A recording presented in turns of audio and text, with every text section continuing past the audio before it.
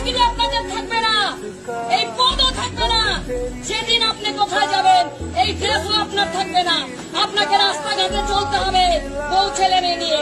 আপনাদের ঘরে বউ ছেলে মেয়ে থাকবে। এই ভিডিওর প্রতিটি কথা যেন সাধারণ মানুষের মনের কথা।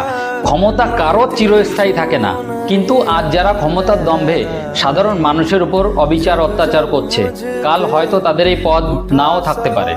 সাধারণ মানুষ যখন জেগে ওঠে তখন তাদের উর্দির দাপট, ক্ষমতার ভয় কিছুই তাদের রুখতে পারে না। সত্যের জয় হবেই।